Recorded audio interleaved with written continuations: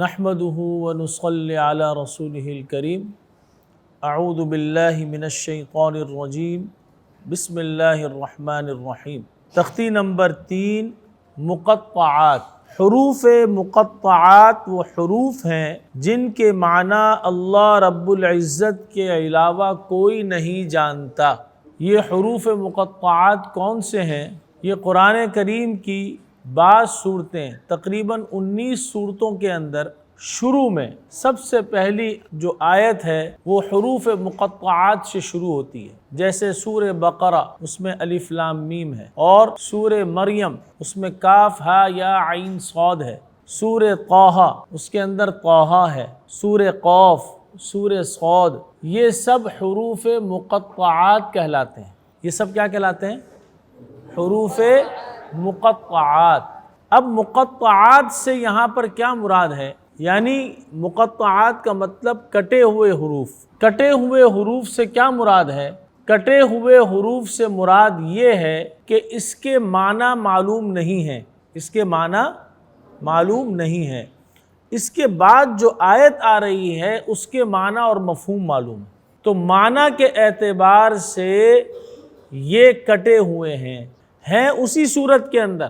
قرآن پاک کی سورہ بقرہ کے اندر ہی الف لام میم ہے، لیکن معنی کے اعتبار سے یہ کٹا ہوا ہے۔ جیسے مثال کے طور پر آپ تمام طلبہ بیٹھے ہوئے ہیں دارالقرآن کے، ایک طالب علم آ جائے کسی باہر کے ادارے کا، یہاں پر بیٹھ جائے، ہم اس کو نہیں جانتے، اب وہ یہاں پر بیٹھا ہوا ہے، جگہ بھی ایک ہی ہے لیکن ہم اس کو نہیں جانتے، تو وہ جو طالب علم ہے وہ ہم سے کٹا ہوا ہے۔ کس بنیاد پر کٹا ہوا ہے؟ کہ ہم اس کو جانتے نہیں ہیں۔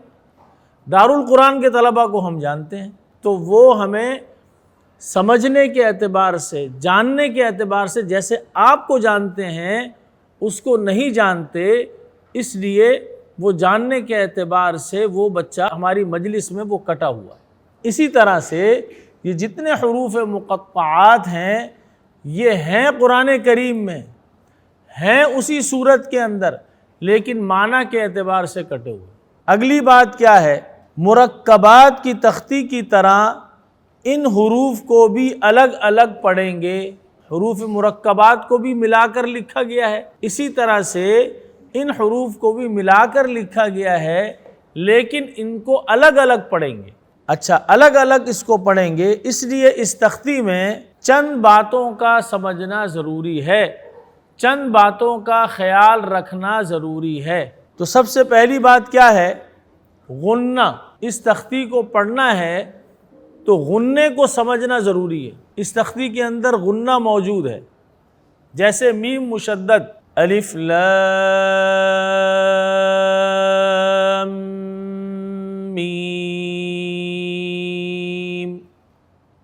بات سمجھ میں آئے گی؟ میم مشدد پر ایک الف کی مقدار غنہ کریں گے۔ اس کے بعد دوسرے نمبر پر کاف ہا یا عین صاد۔ یہاں پر جو عین ہے اس میں کتنے حروف ہیں؟ عین میں کتنے حروف ہیں؟ کون کون سے؟ عین یا نون۔ عین کے نون ساکن پر اخفا کریں گے، اخفا مع الغنہ کریں گے، اور وہ کیسے؟ کاف ہا یا عین صاد۔ بات سمجھ میں آئی؟ اب پڑھیں آپ۔